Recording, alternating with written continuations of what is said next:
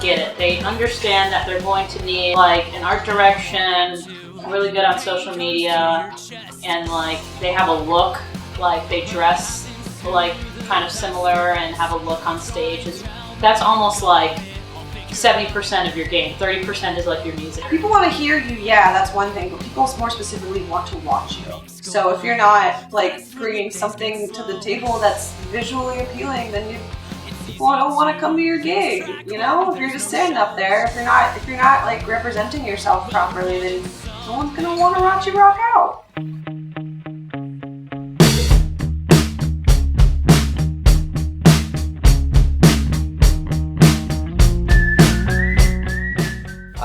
I think it's pretty important.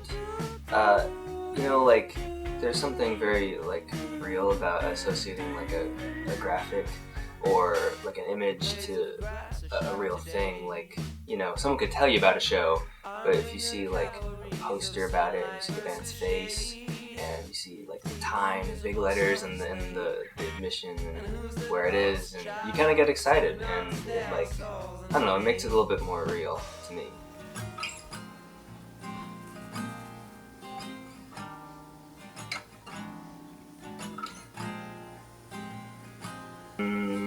It's a loaded question. I would say, being someone who doesn't have social media seems very, very important and big from the outside, as it were.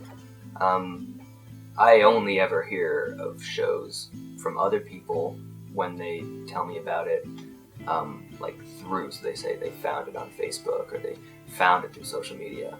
But since I don't use social media at all, I almost strictly find it from graphics or venues have posters or they have it written down. Like actually venues that play a lot of music around Gainesville, they'll print out like a little card that just has everything that's happening for the month, and I'll pick that up as soon as I see them, and then I'll make sure to like look at everything. I kind of like it hands-on that way.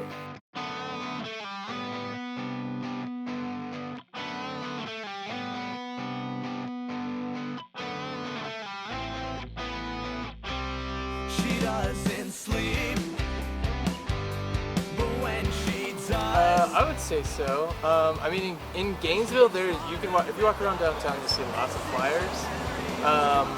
But like social media is how you get to all of your fans. You know, if we put flyers up all around downtown, we're still only going to hit whoever sees that. But if we have a really cool graphic to post on social media, all of our fans will see it, anyone who shares it, their friends will see it, so it definitely reaches a lot more people.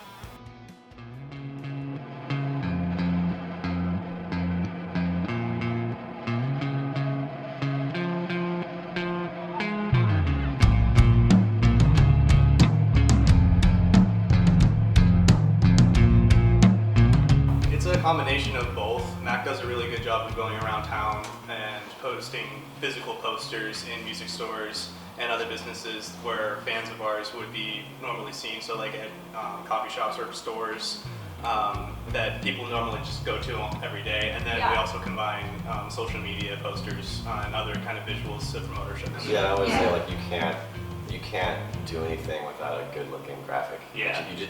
Anything. Right. You're wasting your time. Especially with Swamp Record stuff. Like I have to we have an entire team that's just people who do graphics, because you can't have anything without it. Every show, every fundraiser, everything has to have a graphic. Say, with Father and Minute shows, we need to have like a flyer that looks great, and that has to be physical and online. We only recently started doing that consistently too, I think.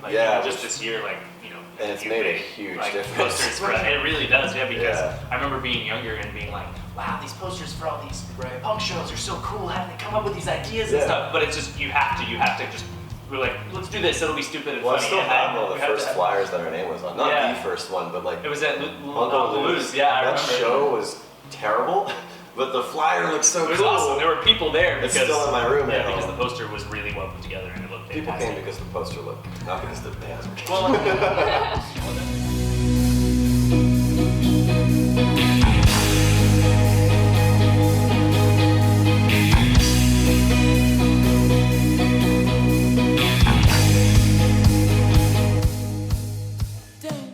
branding is number one to me.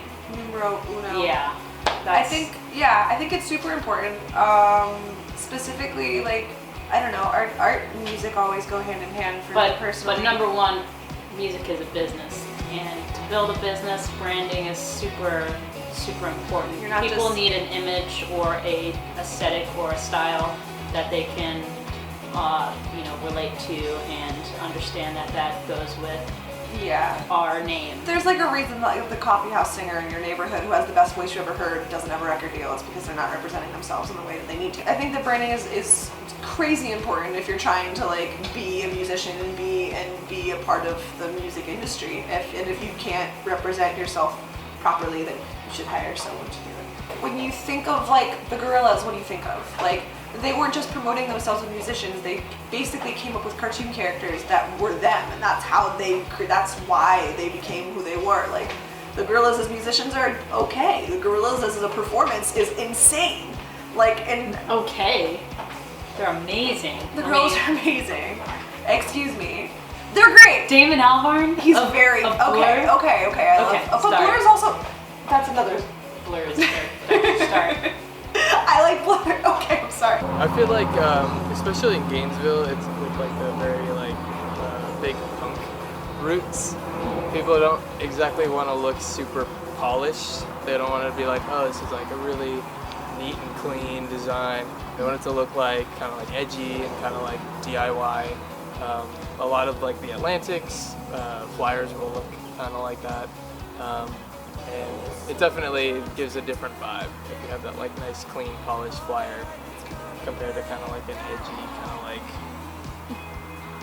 haphazard flyer. And like in Gainesville especially, it will be, I don't know if it's always the case, but like when you're saying Atlantic stuff, like Tom's making that and like he knows what he's doing. Yeah. So it's people who are like, they make it look as if it was made by like scrapbooking. It's like intentionally looks D.I.Y. Yeah. But it's made by someone who knows what they're doing. Yeah. I think that it is kind of a branding choice because I feel like these days anything can be like an aesthetic or like a brand because there's been so much like, punk and so many different genres that have kind of really taken advantage of a DIY look. And I think that it works for a lot of people. So I think we could, design something in Canva or like Photoshop or anything where it would just be, like ripped up paper and like just scribbled out like Sharpie or even just like photocopying anything. That would be super easy to do. That sort of aesthetic is cool and it's good for the right sort of music, but I just don't think it fits us necessarily. And I don't know, I think it's cool for us to kind of challenge ourselves and try different sorts of brands and aesthetics. And I feel like that word aesthetic is super overused, but It's gotta be some sort of mix. I mean, I'm sure lots of local bands that only play a couple shows a month or so don't make a lot of money, and they're definitely not like running out their doors to hire artists to make every little poster or image for them. So yeah, it would be easy just to kind of one night to maybe get really drunk or something with your friends and just kind of take out a Sharpie and draw some dumb little image and then scan it in and that's your poster. But I've definitely seen people who've gone like above and beyond to make your poster as dumb and as bad looking as possible just to garner the attention. So it must be some sort of combination of we don't have any money, also we have no skill, but also it would look kind of cool and homemade. I know that you like it when you catch my eye from across the room. You just can't control yourself at all. Follow me home in your fantasies. I'm your Jodie Taylor. You're my Norma Jean. Because it's legitimate DIY. I think a lot of Orlando bands are literally doing everything themselves. That's just a product of the fact that we don't have the necessary tools or equipment to do it. And Or the at money. or the money. Yeah. At the end of the day, you do need to promote your show that's going to be at the end of the week. Also so funny looking. Like, so I think like because of like meme culture stuff, it's pretty easy to get like a video of your band playing and then just like impact font with one funny thing on. You know what I mean? Like, Yeah, it's certainly. You're talking about like surrealist humor and it like kind of is like that. It's like very collagey. It's like Dada art. And then- you know what I'm talking about? Yeah, and then over time, like people, Yeah, well that's what it looks like. well, like over time, people realize that this is their style and they have like a lot of pride because it is their own product and it is their own style, and they can put their name on it and say this is something that I have created in this world and is original. But it does. I think you're right. It does kind of eventually just naturally like become the like aesthetic. Yeah, well, I also think that a lot of these bands don't take themselves too seriously. Like, I know a lot of people in the DIY scene, like the real DIY scene, and they just think it's all a joke. It's just a fucking, it's kind of, not like a joke, but I guess I should say, like, I think too, they just don't take themselves as seriously as like all these hardcore bands that used to be like the trend in Orlando, and it was like, I'm in a band, I want to play a show. Maybe it doesn't make sense to me why I need to pay somebody to like. fuck that. Sometimes it doesn't. And they don't get it. depends. I think so. I think that's it too. It's partly an aesthetic, it's partly a money thing, and it's partly just like I'm an artist and I want to be original in some aspect. And I wonder too, we've been lucky. I think the way that we transitioned from DIY to getting graphics done and paying people to do it is through the same kind of thing that we started playing shows. You started playing shows and you weren't getting paid for them initially. That's how we all started. And you invested that time and effort to do that until the point where you put on a good enough show and people are like gonna start paying you to do things, and then you get experience that way. In the same way, we were lucky enough to have friends that were artists that would do things for us for free at the beginning, and we decided these people should be paid for what they're doing, and it becomes more and more consistent. Yeah. So I wonder too. So it just depends. Yeah. There's a lot of factors. Growing colder this year hasn't been the best for me.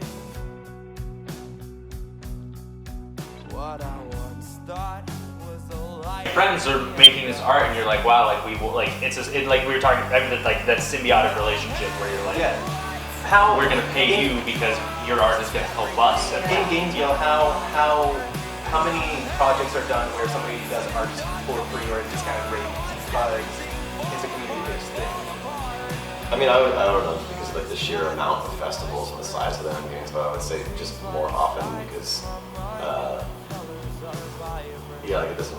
Like, do you guys budget for it? I can't really think of examples that happen. Do you guys budget for art? Because exposure bucks, they're a little bit more real when it's in Gainesville because there's lots of festivals being put on constantly. So if someone's like, hey, can we just use this art that you posted? You might actually be like, oh, a ton of people are actually going to see this poster, so I'm cool with doing it gratis versus like, you're in Orlando, like somebody's gonna stick your flyer up on a pole, you know what I mean? So it's like, oh, I need to get paid for that. It's hard. It's the same, well, I mean, that's true.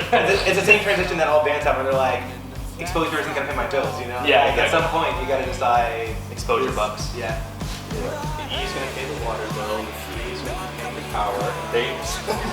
But you know, if you're dating the graphic designer, it makes it a lot easier.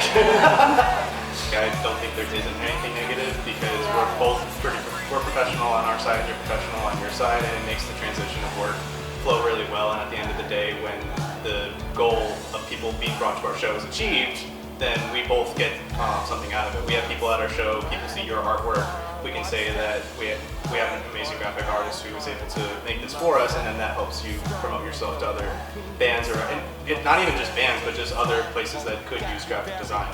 So at the end of the day, so long as everyone stays professional, everything's going to be everything's going to flow really well. Yeah, and also I feel like we have had negative iteration of the album artwork. I really wasn't happy with it at all, and I feel like we went back and forth and it never became good until we scrapped an idea entirely.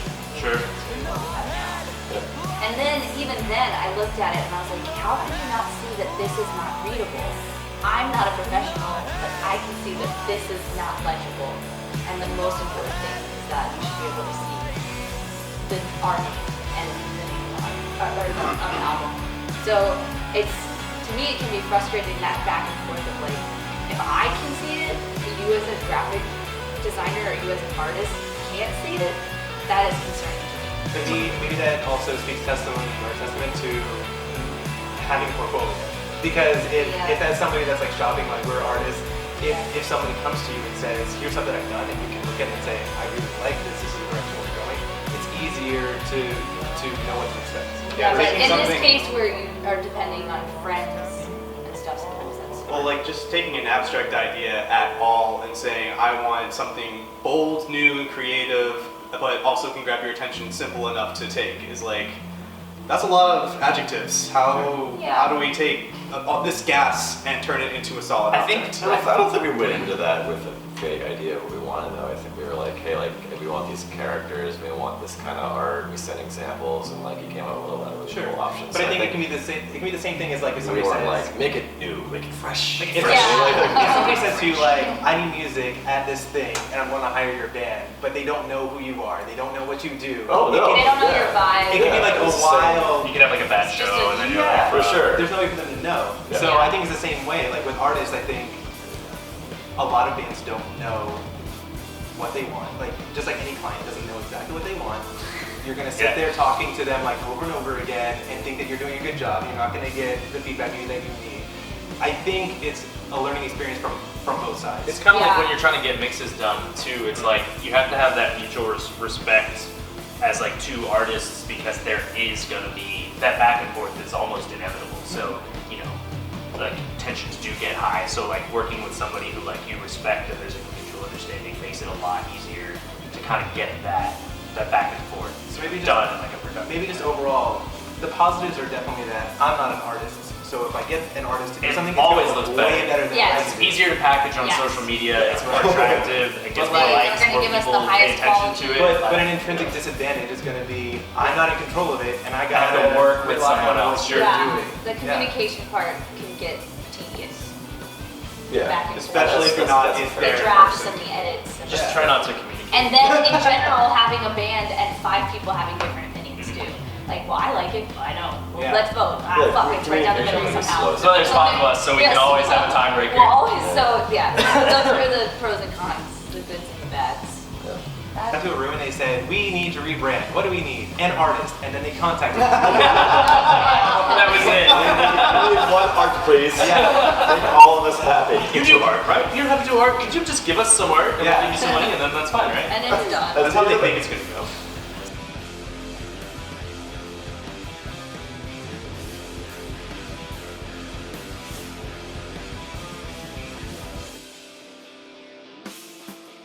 So like, there's a whole like when you're going out on tour, like there's a whole thing you have to go through. You have to like make album artwork, which is like visually enticing. So people, maybe they didn't catch your set, they're gonna want to like listen to your music because of the way that your album works, or the way that like sweatshirt is, or how your tapes are, or your buttons, or your T-shirts.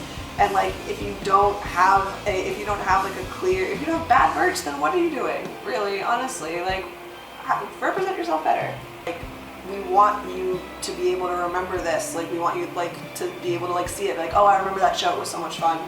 Yeah, people like we want to also entice music lovers to our shows, and music lovers Music Lovers want Club. to buy physical things of the band. Like, it's important to them. Like, so. Like, yeah, I mean, if you were to that's- probably walk into Nicole's room, she has like gig posters everywhere. Like in my house, I have gig posters everywhere. Like I have posters from bands I listened to in high school still that like I hold on to just because like We I don't want want- to throw those away. They're signed. Yeah, we don't want to attract just people that are coming to a bar. We want to attract like music lovers. But also, but if you're like at the bar, you're like, oh my god, what is that? We got a poster for you, so you know where you were.